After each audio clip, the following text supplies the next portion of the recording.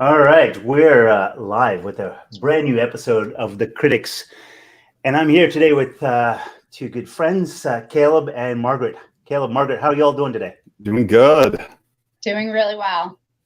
Well, I'm excited to have you all today because we've got a new episode of The Critics. And the title of this particular episode is Let's Beat Industry Statistics on Retention. I feel like this concept of retention 3 years ago, it was a completely different topic. But today, it has completely changed. And in this episode, what we're going to be talking about is getting some advice and perspective from Caleb and Margaret on how they've seen what they've seen in the industry and how you can increase that retention. But we're going to do a little bit more than just that. We're actually going to start to show some data and KPIs and metrics, key performance indicators, that will show you the behaviors of individuals so that now you can not just guess how to change the industry to statistics and beat those industry statistics. I'm having a hard time with that word. How you can beat those statistics, but you can actually become more effective as a leader as you beat those statistics and get those people more engaged. So there's a couple of ground rules that we have for this session. Number one, it is live. So you'll see a comment box on the right-hand side. And the first thing I'd like anyone to do who is joining in is to tell us where you're connecting from. If you're in the United States, what part of the country are you connecting from? And if you're outside of the United States, what's the name of the country? I'd love to have that. Please type that into the comments. But Margaret, I'll start with you first. As the owner of Grit Pest Process Outsourcing, retention, is that a big problem? It's a big question. Yeah, I think it's definitely a problem for every organization, across everyone's industry. There's obviously, like you said, a big difference between 3 years ago, 10 years ago. People were always in it for the long haul. And I think that obviously the pandemic changed everybody's kind of mindset on how they looked at work, life in general. I think that how it also contributed to after we kind of came out of the pandemic and kind of got back to business and stuff is just you see that people are a lot more focused on trying to look at, that constant pursuit for happiness. And so if sometimes if things aren't a good fit, there might be a really quick, entrance and exit into, some jobs that they've started and, quickly stop. So I think that employers, now as business owners, we have to look at ways of making sure that our people are not just engaged, but happy with what they're doing. And also that we're hiring good fits. Yeah, just as we started our conversation, before starting the episode, Caleb, you were talking about this idea of the 2-year itch. Tell me about what that means. I mean, you were talking about this idea that a couple of years ago, it wasn't so much the case, but now you feel like there's this concept of sort of the 2-year itch where people are just starting to say, "Huh, is this right anymore?" Tell me more about that. So I think there's a whole setup that you have to do, hire the right people, and you have to get their ads right, and you have to find your ideal person, and you go through all this, you train them, you do the whole process. And even if you do the whole start right, around year 2, I feel like employees are making this deliberate or, in the back of their mind, is this where I want to be another year or 2 years, 5 years? And the reason this is coming up is actually conversations I'm having with my own employees is around that between year 2 and year 3. They're like, yep, I was with this company or they're with that company. And it was by year 2 that I loved the first few years. Everything was going great, but then I didn't see a future here. Or the work schedule, I couldn't keep up that 6 work anymore. I knew even though it was great for 2 years, I can't do this for another 2 years. And all of a sudden they said, well, I wasn't necessarily like gone immediately, but like 1 foot, I'm starting to entertain options. If my friends are talking about a job that's opening, I'm kind of listening to it. And we're dealing with it across the industry. Even if you do all the startups right, around that year 2, they're looking, is there a future here for me? And everything that Margaret talked about, 100%, because it's not just a paycheck anymore. Maybe pre-2020, you went to work, it was a good paying job, but now they're actually, do I have a friend there? Are they fulfilling a sense of purpose? And am I happy? And they're trying to find that in their job, not just after their job and on weekends these days. Caleb, I think you made some really good points. I want to restate that, but I think I'm still having a little bit of problem with your video. If you don't mind making that sort of that lowest resolution, maybe we can get more of your voice. If not, maybe I'll ask you to turn off the video just so we can get kind of the nuggets of wisdom that you're dropping out there. And I think what I heard from you was there's a whole qualification process before you get to that 2-year itch. Is it the right person, the right fit, all that kind of stuff. But even that being said, 2 years later, people are still starting to scratch their head saying, hey, am I in the right place? I think is kind of what I heard there.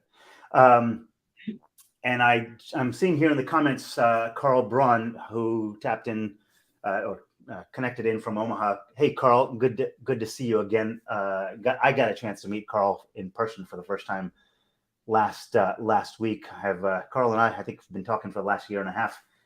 So great to see you, Carl. And I think your point about the audio issues with Caleb, hopefully we'll get through that.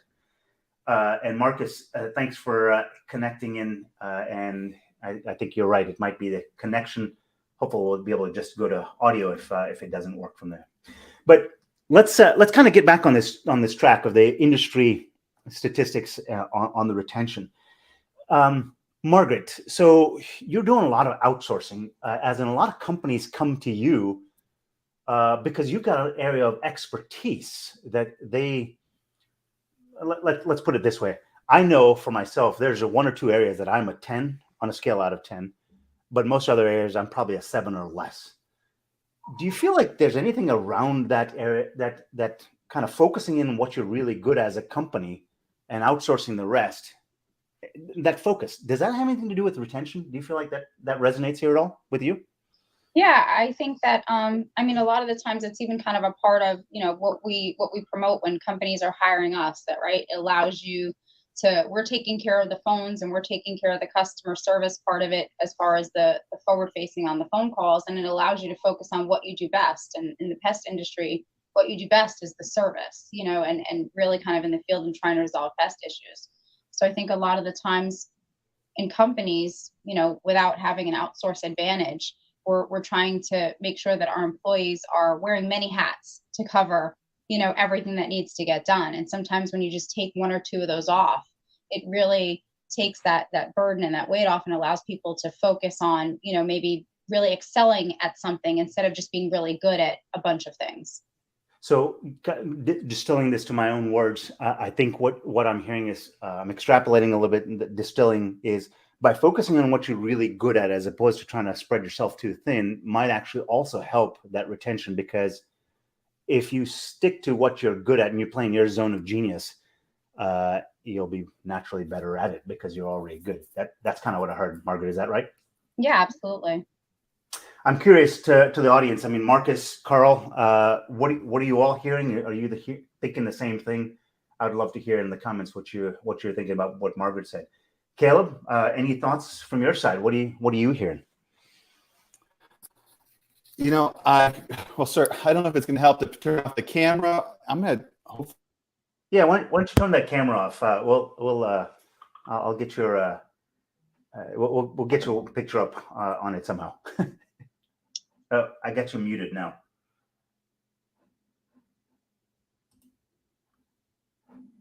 Uh-oh. I think Caleb is completely muted, and the stream might be dead with Caleb. Caleb, are you still there? Uh-oh.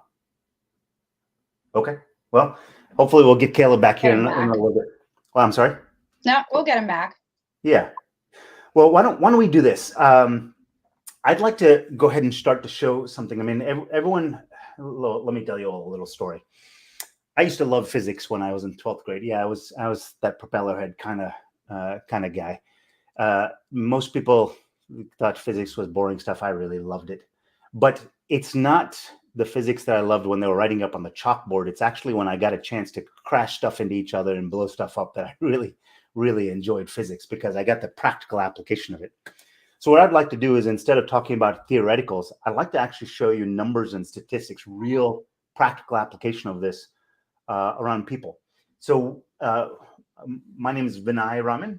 And if you don't know, I run a company called Karma. We do data analytics and visualizations around people. I want to show you some of the visualizations that we have about people and their behaviors. And Margaret, for right now, just you and I. Hopefully, we can talk through some of this until Caleb joins us. So Sure. let me present my screen here, and let's see if we can make this work. Margaret, can you see my screen? Yes. All right. Just for anybody who's listening in, it looks like we might be getting Caleb back in here as well. Hold on. All right, we got Caleb back again. And all right, here, let's go. So I want to show you, this is an employee scorecard. So we've taken some names from companies and we've, hidden the last names, but let me tell you what we're doing here. We're trying to figure out how to beat industry statistics on retention. And these scorecards are based on KPIs that come from companies. And let me walk you through this. So here's Sherry. The average person in their role is get a 63 out of 100. And Sherry is operating at 73 out of 100. So it's slightly better than average. And you can kind of see all these different areas that this particular employee in that particular role, how they're operating, right? So in their cancels, they're doing better than the average. Their driver, how they drive and their driver behavior is better. There's some other areas they're not doing as well. The thing that doesn't matter is the KPIs don't matter. It's how they perform. You can see this blue area is how Sherry's performing, and this gray area in the background is how the average employee. You can see they're performing better than average. I want to stop for a second here. Margaret, Caleb, looking at this, is there anything that's appearing to you in terms of, can you just see this visually and kind of tell how Sherry's doing as an employee? Does anything pop up for you? Yeah, I mean, it looks like she's really kind of excelling in, a lot of the areas. She's hitting the markers and going above and beyond. Yeah. Caleb, how about yourself? What's coming up for you? So is that a little small? Yeah, it's a little small, but sorry, I guess the first thing, and this is probably off the wall, is just the fact that there's going to be highs and lows from every worker that you have, and they're not going to be the same. Right. And I know that's the first thing that comes up when I'm looking at these charts. Let me see if I can make this a little bit larger here. There you go. How's it? Oops. I went to the next slide. Let me see if I can get to her and make that a little bit larger. Technical problems, all kinds of technical problems today, huh? There you go. So you're saying highs and lows for employees, right? Yeah, and then of course my biggest concern on this particular chart would be their skips, and that seems very high. If that's what I think it is skips, people, the amount of customers that are skipping their services, that would probably be a big one that would. The idea is the more blue, the better. I mean, you want that thing to be completely blue, right? Okay. The closer to the edge they are, the more A+ player they are. The closer they are into the center here, the less high performer they are. So in this case, in the referrals, skips, driver behavior, driver summary, they're doing really well. So these are, for this particular role, these are the metrics that are being measured. So I would say that they're actually doing quite well. But your point still, I think, is valid. Is there some other areas that they're not doing so well? Is that making sense to you, Caleb? Yes. So, Margaret, how would, seeing that, I think to Caleb's point, where you're seeing somebody who is, everyone's got their strengths, everyone's got their needs. How do you talk differently to this person compared to someone else?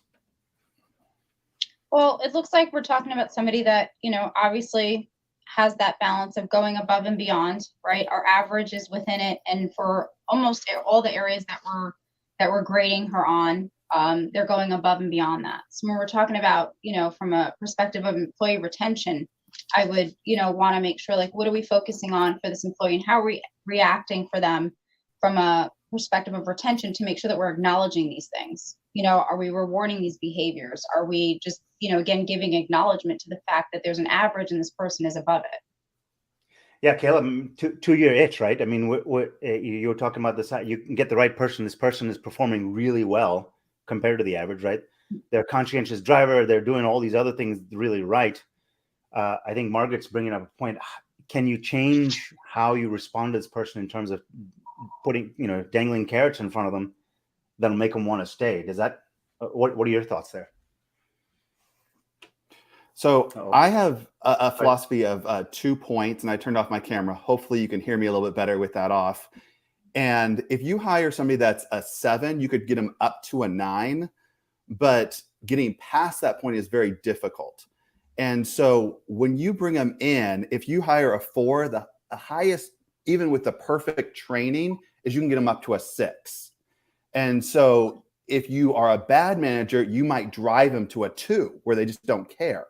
But I noticed that most people have kind of a center, and you can push them so far, but it's very difficult to take somebody that's a 5 in sales and make them a 10, although you can make them a 7 in sales with the right motivation and the right training. So Carl is asking a couple questions. So inverse of optics on skips and cancels. And yeah, let me make sure clear here. So an A+ is on the outside edge, right? I got a 0 on the test is right here in the center, right? So these are all graded on a scale of 0 to 100. So 0 right here in the center and 100 on the outside. And again, the KPIs, whether it's in marketing, whether it's in sales, whether it's in finance, it doesn't really matter the role, right? It's really how they're performing against this particular KPI or set of KPIs. In this case, I'll tell you driver summary is about 10 different KPIs or metrics, key performance indicators, all summarized. Skips is, I think, 4 or 5 in this case. So all those things are pushed together to give you a scale on and 100 would be an A+, and a 0 would be, I think you need to take the test again, kind of thing. Is that making some sense here? Mm-hmm. Okay. Well, so I think what I heard from you, Caleb, is there's that 2 points of motility that you can really move them up. So if someone is here, in this case, she was doing a 70 out of 100. Getting to a 90 out of 100 is within the realm of reason, right? This person could be a superstar in the company. We just need to know how to help them be a superstar, right? Yes, that's my personal experience in that. And I think my guess, and I'm kind of asking you all to hear if you think, see if you all think the same way. The sales and the production are the kind of the 2 areas for this particular person where they could probably use the most support. Just raising those a little bit, getting a little more coaching or guidance there. Would you say that that's probably the place where they're struggling the most? Oh, absolutely. From this graph. Yeah. So I do want to show you one other thing because I've enlarged the screen here. What we've done is we've actually shown on all these other things how others are performing in those categories. Oops, because I've enlarged the screen here. On driver summary, production, sales, cancels, we can show that other people are able to perform at those levels. So it is possible. So for this particular person, Sherry, she's like, I can't do it. And say, well, it's actually doable by others. Mm-hmm. But that kind of takes it off your shoulders then, because they can go and talk to others about how they do it too, right? Does that resonate with you at all? I think what you hit there is one of the biggest key. It almost goes back to the 4-minute mile where nobody thought it was possible until somebody actually did it. And having that scorecard, and for me personally, we were really struggling to hit certain dollar amounts, and then somebody actually did it, and then now it's the norm to get those certain dollar amounts because somebody finally did it. And when you put those on the wall, and maybe you have to be careful how you do it, but knowing where you are based on everybody else is one of the biggest drivers of production. Yeah. Agreed. Whether it like, ignites your inner, competitiveness, or whether you just never want to be kind of on the bottom, of that number, either way, it's definitely going to have an impact on somebody's performance. I mean, the best part of like this particular employee is that you see that they're going above and beyond in so many other areas. So it means that, right, they themselves know that they're capable of it. And so if we just have areas that are just shy, it's not even like for this employee that they're falling below it. They're just falling right at that mark. They're just not going above and beyond. So we're not even saying that they're falling shy of it. They're just not accelerating in the other areas like they are. So it'd be very easy to kind of pull this person aside and say, like, what is it about sales or production? Like, what can we do to help, improve these scores? So I want to ask a question of all those who are listening in. I'd love to hear what nuggets you've heard thus far from Margaret or Caleb that you like so far. What's kind of sort of take-home messages for you or things that you've always believed in? I would love to hear that in the comments, just to kind of see what's kind of coming through to you. But for Margaret and Caleb, I'd like to suggest something, and that is I've always believed that as a leader, as the owner of a company, I'm supposed to be a coach. And if I don't know where, I mean, I coach my kids' soccer team. I've got 12, 13-year-olds. Beginning of the season, I had no idea what strength each kid brought to the team. By the end of the season, gosh, we won our last game of the season, and everybody wanted to play a whole nother season after that because they were so pumped up, because I was able over time to understand what each one of them needed individually. And they got so engaged and so much camaraderie developed. Being able to see this level of granularity for each one of your people, and this is all real-time data, right? Being able to see that, does that allow the development of engagement? And if people are engaged, will they lead? Will they leave? What are your thoughts on that? I'll jump in. I think this is just kind of a super simple, absolutely yes. Engagement. One of the biggest frustrations of workers is not understanding where they stand. They don't understand if they're doing good, doing bad, and having something that is objective that they can look at definitely pushes that engagement, because too many places I've personally worked, you don't know if you're about to get fired or promoted. Yeah. And that's extremely dangerous. And it's refreshing when somebody comes into an environment where they actually know what it means to win on a daily basis, on a monthly basis, on a yearly basis, and what it takes to get to the next level in the path to get there. And that's all driven by data right there. Yeah, agreed. I mean, same for me, Caleb. Like, I've worked in an environment where your only kind of engagement with management was right at an annual review. And then like in your mind, you're like, I'm about to get paid because I'm just like number one, I'm the best employee. And then you get that review and you're beating there, like not meeting requirements and not totally off, with where management wants you to be, needs you to be. And because there hasn't been this communication or this driving, kind of guideline the entire year, your perception of your performance and what you're kind of, looking for is completely off from management. So having something like that puts everybody on the same page every day and also gives them something to strive for. It's okay to be a low number. You've got, time to kind of see it through to improve that score, as long as it's not staying that number the entire time. Yes. So some of the customers that we have actually send these out on a weekly basis to their employees. I mean, just consider every week, instead of waiting for that after 52 weeks, waiting for that check-in every week. Here's where you are. Here's how you're doing. Imagine trying to drive a car without a speedometer, right? Just trying to gauge yourself based on how everyone else is driving. It's much harder to do as opposed to having a real-time indicator of what your speed is. And I think that's kind of what I'm hearing from you all, right? Absolutely. I mean, we used to, internally in our organization, we kind of stopped and, thinking about it, it's great to kind of get back to. We would always do like a beginning of the week kind of score of where everybody, was. And we do it with like, fun, maybe, antics, maybe top dog, this and that. And even from a management's perspective, it's really good to kind of look at it and see, where somebody kind of maybe fell down in it. And looking back in real time, like what happened last week? Was this person just having a bad week? Is there time to engage with your employee to say, hey, what's going on? And it gives you an opportunity to just have dialogues and have interactions and keep people engaged. And for people that are, like I said, performing at the bottom, it's okay when you're doing this on a consistent basis. Like you said, not waiting for week 52, but doing it every week and saying, like, it was okay, like last week to have a bad week, but let's go forward with moving the needle here.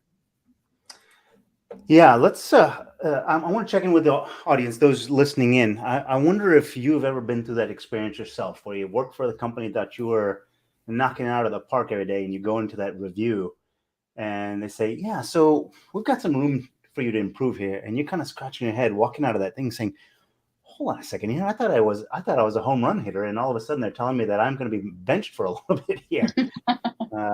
I'm not sure why I'm using so many baseball analogies, but it seems to be working right now, so I'll stick with it. So I'd love to hear in the comments from anybody who's listening in. Have you ever been benched when you actually thought you were the home run? Let's go take a look at someone else. So we've been looking at Sherry, and I know I've got the screen a little bit minimized here just because I wanted to make sure you all can see the details. So we're looking at Sherry. She's got a 73 out of 100. The role average is a 63. Right, and we saw that in that graph here. Let's skip down to Corey. The average is a 63. He is a 66. So I'm going to zoom in here a little bit, and we can see how he looks a little different than I think than Sherry did. Margaret, I'll let you go first. What are your thoughts? What are your thoughts here in terms of Caleb as a performer here? I'm sorry, not Caleb, Corey, as a performer here in this regard. Different person? Different person to me from a skill set purpose of from a skill set perspective of what he's kind of focused on. He seems to be leaning toward like an area, sales and referrals, not so much on like the service side of it. He's not kind of excelling in those areas, or even in some of these benchmarks meeting the standards. Yeah, I agree. It's a different shape to this individual. Caleb, what are you thinking? Hoping that. Uh-oh. Looks like Caleb has got some more connection issues. Well, hopefully we'll get Caleb back here in a little bit. So Margaret, just between you and I, you're right. I see this person is really high on sales, really high on the referrals side, which to me might mean that this might be someone who might be just the right but wrong seat kind of thing. Does that resonate with you at all? Yeah, from a from a perspective of looking at employee retention, do we have him in the right role? Keeping him in a role that he's kind of mixed match for. Again, we talked about earlier, like trying to make people focus and accelerating on one maybe areas, of specifications. This could easily burn him out if he's, if he's a more sales oriented person and he's getting kind of bogged down with things that he's maybe not happy with. Again, a lot of organizations ask people to be, all things. So just depending on an organization's needs for their employees, if that's not the case, this could somebody that could easily have that itch and want to be in a role that's more suited to what he's leaning toward. Yeah, and I think this kind of comes back to something that you had also said pre-event, as this idea about customers. I mean, we're talking about retention of employees, but this could apply. I mean, the KPIs would be different, the metrics that you use would be different, but being able to see that you have a customer that continues to be a longtime customer, doesn't interact with you on the phone, but always pays their bills right on time, is on a regular basis, schedules their visits. They don't talk to you much. Maybe they just don't want to be talked to. They just want you to get things done. And instead of trying to say, oh, I need to get more interaction with this customer, they just like the fact that it's a easy peasy to do service. Does that resonate with you at all, Margaret?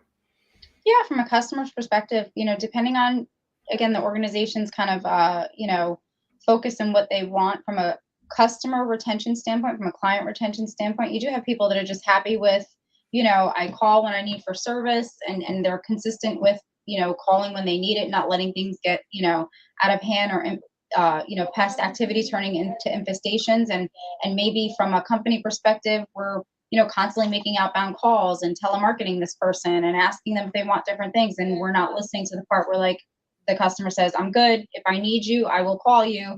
I know about all your services. And very easily you can agitate someone, by interacting too much if they're the type of client that doesn't want to have that constant touch. It's a good point. And Alex just chimed in with a message. Vinay, curious if you agree with my thought that someone outperforming in sales, skips, cancellations, extensions, but exceptionally average in sales is likely suited for a more customer relations or team leadership role, especially coming from the direct role that they would oversee. Caleb, Margaret, any thoughts on that response? I mean, I think that anytime any of your team members excels at anything, there should be an opportunity for them to share what they're good at with the rest of the team in some capacity. So I'm hearing if they've got a hidden superpower, right? Let them kind of open up the shirt and start to let it shine through a little bit. Is kind of what I'm hearing there. Is that right? I want to jump in. Hopefully this makes a little sense. But at my last place, before I started Crazy at Pest Control, they never teamed up new people with the best players, and I think that's a major mistake. Yeah, like a buddy list. Yes, and if somebody is great at something, that needs to be the person that trains in that area every new person that's coming in. And I think people are missing a huge opportunity when they have somebody with a superpower, but they're not making those new people and those new hires and connecting them with them and having them train in those areas. And a lot of times we have a trainer. Well, this trainer just does everything. And sometimes that trainer isn't even the best at everything. So. Right. Like you said, it doesn't even have to always be, so many times we think that training needs to come from a supervisor or a manager, right? Somebody that just knows so much better. Sometimes it's like you said, just pairing new people up with somebody that's really good at something so that they can catch on as to, what the main goal is. Well, and I want to put a pin in what Carl has responded with here. I want to come back to that, but I do want to talk about sort of the thought that comes to mind here. Maybe I've just watched too much TV in my life or movies. I'm thinking about John Rambo, Rambo the movie. And fantastic warfighter out in the field, and all of a sudden they try to promote him as a colonel onto a desk job. I mean, the stereotypical kind of movie sort of thing, and he's terrible at the desk job. Maybe to Alex's point, he's saying, I think you all are saying, take this expert, don't make them a manager so much as give them the capability or empower them to show others, here's what I do, and here's the processes that I've learned. So somebody else can see it from a perspective that, maybe that junior person or that person who's struggling in that area can see it from an expert's perspective. Not John Rambo doesn't have to become the manager. Am I hearing that right? Is that what you all are saying? I would be 100% on that. Yeah, I would agree. And again, it depends on an organization's, kind of abilities and goals. A lot of the time, sometimes we take somebody that's really great at something, and like you said, we decide to promote them and accelerate them, and then now you might lose the sales and everything that you were getting out of them in this area, and now all of a sudden there's a deficit here because you move them. Sometimes people are great at what they do, and so we transition positions and we lose it. So you have to always make sure that there's a good kind of passing of the baton, or sometimes just leaving people right where they are and just figuring out how to, like you said, kind of share their knowledge. So I told Carl that I'm going to come back to his comment here, and I think this might go back a couple of minutes here. It says, paradigm shifting in thinking. Customers are transactional. Clients are based on relationships. We have clients. This change in perspective has subtle implications, and we see high client retention. Margaret, Caleb, any thoughts? I have seen changing the name and how we call things, and there's lists of don't people call people, clients, call them guests, call them, but yes, at the core, sometimes just changing a name isn't enough. But yes, there has to be this relationship with your employees and with your customers if you want a long-term retention with them. I will say that everybody is different.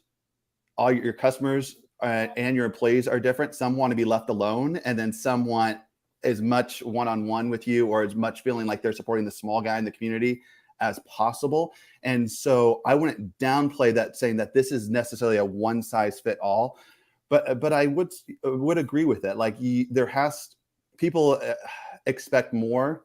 And that's maybe one of the big things with even this next coming and talking about employee retention, that employees, when they join a company, they almost expect mentorship nowadays. They want a closer relationship. And that's something that necessarily wasn't there 10, 15 years ago. They wanted a paycheck back then. And so the shift has, and if we're not looking at what we can do to accommodate this, we're going to be noticing that people are going to come through and they're going to leave faster. Yeah,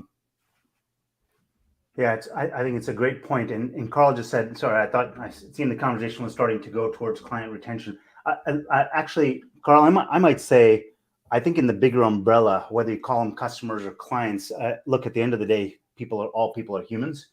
I believe there's a longer relationship play. I think of any person, whether they're a customer of mine, whether I don't even like the word employee, because I do certain things, they do certain things. It's almost a partner of mine in the business. I think there's a long-term relationship play in every single one of them. And each one of those relationships has its own unique dimensions.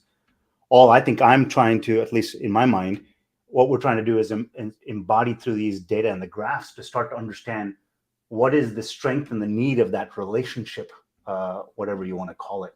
So while it may apply particularly to employees, people in your company, your experts, your people, I think that word people is probably the right word.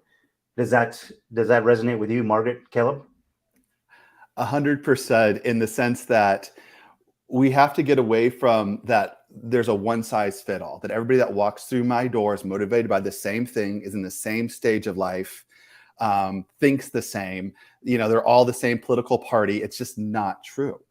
And a lot of times we get very narrow-minded, or we think that they think the same way we do. And kind of Maslow's, hierarchy of needs. Every person that comes through is at a different level. And what they're looking at and what they need next, it can be radically different from person to person. And something like this data helps us pinpoint that. So I want to skip to one more person, just because I think seeing the diversity of people, we got the same people, same vetting process, all coming into the same exact role here, but we've seen two personalities. Let's see a third one here and see how this completely looks different. If I can get this to work. There you go. Here, let me see if I can show you one that's, I think, a little even more significantly different, right? This person has got a score of a 56 versus a 63. Same person, same intake process, same onboarding process, same people in the company, right? Everything is the same, but this person has different needs compared to other people. And I think, to Carl's point, agreed, never one size fits all. I think this just starts to give you, you can take a look at this in a moment here and start to see this person just needs some different type of attention than everyone else. Caleb, Margaret, are we kind of beating a dead horse here? Or are you guys seeing that there's some value in being able to see this, the unique?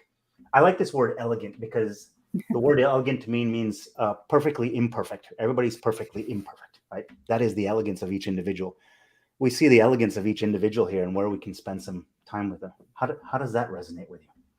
Yeah, I think that, again, having something like this, having metrics that puts them not only in touch with where they're performing against a certain score, but more importantly, where they are with the rest of their team and where they kind of size up with what everybody else is doing, is really like where with an employee like this, it gives perspective. Because sure, you can tell from, where they're accelerating in certain areas for the driver summary and the cancels that again, this person is capable, of going beyond a standard.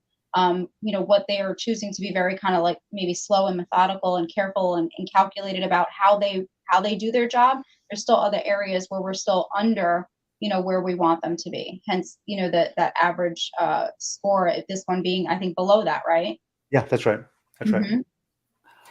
And going back to your 2-point rule, Caleb, I really like that. And I think that's something I'll have to steal and pull that as an effect for that. But this whole idea that, we start to look at some of these, and you're talking about 2 points, but I'm talking in 20 points here, yes. Right? But, if this person is performing at a 56 here, right, they could be a 76 here, right? Which that 56 is pretty square and middling, but a 76 would be pretty much on the high side. So what if the sales for this particular person was something where they just don't know how to have that conversation? Because look, growing up as a kid, vacuum cleaner salesmen used to stop by their door every other week. Their mom or dad used to say, "Oh, it's another damn vacuum salesperson." And they just started to hate salespeople after that. And it's just kind of built into the back of their head that sales is just a terrible thing. And all you have to say is, look, we're out there to help people, not sell them anything. Caleb, does that resonate with you at all? Yes, there's a corny video that's sales is service, but it's true. I if anybody's saying that video. And at the end of the day, it was my biggest fear starting a company is sales. But when you really just help people and help people reach their personal goals, it doesn't feel like sales. And people all of a sudden, rather than trying to like close the door as quickly as possible, they're referring their friends. And if you can break that mindset, because what you talked about is a mindset of what sales looks like and how you achieve. Well, most sales, they lie, they steal, whatever. They do whatever it takes to get the deal done. And if you talk to people about, actually the greatest salespeople are the people that help the most people out live a better life. Yeah, absolutely. Absolutely. I think, it's exactly what you're saying too, that like take away the mindset of what, that it's sales and service. When we're teaching, our team members and our agents on the phone about, just what it means to kind of sell pest control services, we try to take the mindset out that it's like something dirty. It's not like, it's more of like a recommended approach. Like, this is what I know about this pest issue, and this is what I'd recommend. And you let people kind of be a part of that buying process by educating them a little bit. And it doesn't have to be kind of a bad thing. I think this is a good employee too, to say what you were saying, Caleb, that could benefit from a ride along from the previous employee who is accelerating in those sales and referral areas. Alex, I wanted to check in with you. I mean, it's been a little while since you asked that question. I wanted to see if we kind of answered your question there. Carl, I think we touched on yours regarding the customers and the clients and the terms and the names that we give the relationships we have with people. I'd love to hear in the comments, and if there's others listening in, I'd love to hear kind of what you're hearing as well. What are the takeaways that you've gotten from Margaret and Caleb thus far? But specifically for Margaret and Caleb, I mean, the title of this whole thing was "Let's Beat Industry Statistics on Retention." We've started to see some data, some I think behavioral. I call them empathy graphs because it's all about understanding people. We've seen examples of 3 different types of people. Do you feel like this gives you a window into how we can start to beat those industry statistics on retention? Absolutely. I think a lot of people just go into this blind. I know I did when I started a company. I didn't think about any of this stuff. And then now we sit down we do one-on-ones once a week, 30 minutes with every single person. And on this particular graph that we're looking on right here, we would usually start out with 2 wins. Hey, you're amazing. You're driving. You're one of the best drivers we have. We know that we're not going to get sued because you're going to hit somebody on a bike. Yes, right. And we can always start with the positives and then work our way around to the other areas. And that's always a different thing, because I know a lot of times when people do come down and sit down, it's like, okay, these are the 2 things you're weak on, and we just hammer those every single week. But it changes the conversation when you have all the positives as well, and people can see, hey, you know what, I just don't get yelled at every Tuesday. That's not what this meeting is about. This meeting is showing me what I'm excelling on and then what I can grow and be better at. So Margaret, we've recommended to some customers. I mean, this is actually something that they print out, or they kind of turn the screen around. The manager, supervisor, leader will turn the screen around, show the monitor, and say, "Put this up on screen." And we've said, just leave it as an open-ended question. Turn this around and say, "How do I help?"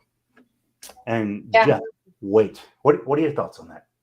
Yeah, no, agreed. I think, like Caleb's saying, like start with the wins, but if you're utilizing a tool like this to, show employees, they can see very visually, right, that they are areas that they are excelling at, or, kind of meeting, if we're looking at these particular employees, that they're doing really well. And so there's a lot of positive here, and if there's areas that we need to focus on, a lot of the times we're talking about employee retention. So everything is about, moving toward the goal, not, trying to move people out. How can we move toward the goal? How can we get, a change in behavior, modify the behavior, or just even if we're doing great, always, kick it up a notch. And as long as the meetings and the interactions with employees are from that standpoint, right, what Caleb was saying, from that positive, kind of perspective, then people don't feel like they're getting kind of browbeaten, and it's always negative, which then contributes to them just not wanting to be there. We were talking a little earlier about those annual reviews. I feel like I'm tooting my horn a little bit here, and I am proud of this, but it actually doesn't feel like that. And that is that I don't think I've ever gotten below a 94 out of 100 on one of my performance reviews. But Caleb, to your point, I can't tell you how many times I walked into those annual reviews worried about, am I about to get fired? I haven't gotten below a 94. I should not be walking into a meeting feeling like that, but yet I did. Every day I woke up, I was like, gosh, is today going to be the day? It's just that level of insecurity, and being able to just slide something across to them every week and say, here's how you're doing, right? They know what they're walking into. They know what the questions are going to be about. They know what the focus of the meeting is. There shouldn't be any surprises. And that's one of the things that I think is really, really powerful in the relationship with people, right? All people, is just, there shouldn't be any surprises in the relationship. Margaret, thoughts on that? Yeah, I mean, I walked into those same annual reviews, kind of wondering and not knowing. And sometimes there were certain areas that I really, felt that I excelled at. And because, I had the management kind of put in front of me that, would say, well, you're really good at this, but not perfect. Nobody's ever perfect. I kind of walked out like, there's some things I kind of feel like I'm perfect at. There's definitely lots of things that I can improve on. But, like what Caleb was saying again before, I think is so important, like toot horns where they should be, kind of like, make noise where you really should for your employees. I think even for me as an employee in that seat, it would have really went a long way if somebody would have just said, you're just really great at this, and we want you to, right, teach it to other people and do things like that, rather than kind of always focus on we can always do better. We can always do better in a, in a negative kind of perspective, so to speak. But this is about employee retention, and we're kind of in an environment right now where people up and leave for no reason at all, just because they want to be on vacation for the next 3 months and not have to work. So it's hard. It's definitely not the landscape that we were in a couple of years ago, where people were interviewing us when you're interviewing them. Like, I'm thinking about, I want to be here for the long haul. This is where I want to retire. That's not what I interview these days. People don't ask me questions from a perspective of, I think I'm going to be here and I can see myself for 20 years here, which is kind of how I interviewed when I first got started in the industry. It's definitely a different landscape, and we have to try to appeal to people in the ways that are appealing to them. It's much, much different now. Caleb, I've talked to a couple of people about this idea of using these, because these report cards, these scorecards, change over time, right? And I've actually even talked to people about, take a snapshot of an employee who's improved over time and show 6 weeks ago, 5 weeks ago, 4 weeks ago, so on and so forth, right? And you have a new people coming in the door say, here's what gets me. I see how many companies I see, we've got the greatest customer service, right? Really, based on whose judgment? Yours, right? But when a new recruiter is coming in the door, sliding across from say, so here's why employees started. They started out at 43, right? 6 weeks later, they're now at 78. Let me show you every single week how that changed, right? Think about kind of the way that sets the precedent for what you do as a company, that you actually do give a flying hootenanny about what's going on with them, right? And showing them this week over week progress, that you are going to spend some time with them, that you are going to train them, and that you are going to coach them to that better. Because I fundamentally believe people want to be good at what they do. They want to it to be easy, right? But they're good at stuff that they find easy too, right? And if you call out those wins, think to your point, they can be successful at the job, and you'll coach them where they don't. Does that resonate with you at all? Yes, and people are not going to stay around in areas that they're not growing. People don't like the growing process, and it's like this catch-22. But if they're in an environment where they're not growing, they're also going to leave. Mm-hmm. And by setting that out in a way, and you've probably seen things with like ladders, you just put the rungs closer together, and other places make their rungs where they're unreachable. Like once you get there, you're just holding on because there's no way you're going to make it to the next one. And when you set that out in simple steps, and people can see progression, especially now in this whole gamification stage that we're in, when they can see that they're actually improving, not on a yearly basis or even a monthly basis, but from week to week, that makes a huge difference. That, hey, this is the first time I feel like I'm actually growing and I'm not just a cog. And you were saying about people caring about you. That's one of the biggest things I hear about the people that I hire is just like the last place, I just felt like a cog. All the time. And they just, okay, here's your job, just do it till you die kind of thing. And that somebody that actually cares about them, they can see growth. And then they can, even if they don't plan on being there 20 years, a lot of times in their mind, they're like, this is going to help me get to the next level, wherever I go. And that makes a big difference. Alex chimes in here, says, absolutely. I'm an advocate to get a little more specific in the sense of helping specialization to the team mentality. And I think what I'm hearing a little bit from you, Alex, is just kind of like these top leaderboards here, right? Trying to find out who excels in each one of those categories, and kind of tying that in with what you're saying, Caleb, saying, hey, look, it's not just me. You don't have to always come into my office to ask me, right?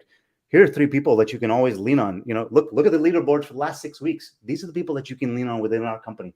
There are lots of open doors here for you to get better at wherever you think you need some support, and you have access to all of them. Right? Does that make sense, Alex and Caleb? Definitely on that side. Yeah. Margaret, how about yourself? I've been asking Caleb all the questions here. What are your thoughts? No. I mean, I think that it's really important to have that progression, like Caleb was saying, with being able to kind of show people like where they can get to. I think that's even super important from like day one, from like your day one of being hired in an organization. You're hired for this role, but let's also talk about where this role leads, and where you can be kind of long term. So setting them up from day one so that they understand, that if we're here for a long term, our long term relationship, these are the steps to kind of get to this next level and this position. I mean, from a perspective of being just in a call center environment, for many years in this industry, it was like, in your role, or at least I always felt like you weren't kind of going anywhere unless, your team leader, your call center manager, like retired, or like, and that could be like years. So it's important even for organizations and companies to redefine things and redefine responsibilities and even find lateral movement for people. Not everybody, not every janitor wants to be the principal, but there's still ways to still incentivize people to do better at what they're doing and have goals to just, be better, maybe not even in roles, but in responsibilities. But it's really important from that very first day to show like that ladder that you were saying. I heard a great story about President Kennedy when they were trying to get the space program moving in a very, very short amount of time. He would go around and talk to everybody that he would see in the engineers, the administrators, everybody. And he walked across this one guy who was the custodian for the place, and he walked up to him and introduced himself. And he said, "Hi, who are you?" And the guy introduced himself. He says, "What do you do here?" And the guy looked him straight in the eye. He says, "I support this place so that we can get that thing up into space." And he was kind of a little surprised by the sort of with the vigor with which the guy said that. He said, "Look, if this place is not clean, if the bathrooms are not clean, if the people don't feel invited to this place, and they don't feel like this is a clean place, they won't come here. That rocket won't get to the moon without me." And when you start getting people to live with that much commitment to their role as part of the larger organization, I think everybody wins, right? And I think that's a little bit of what you're touching on there. So I'm actually going to stop sharing my screen, and we've got a couple more minutes here. I'd love to maybe hear some takeaways. Margaret, I'll go with you first. Give me a couple of things that you think maybe throughout the course of this conversation that you think are keys to increasing those retention statistics. What have you come up with?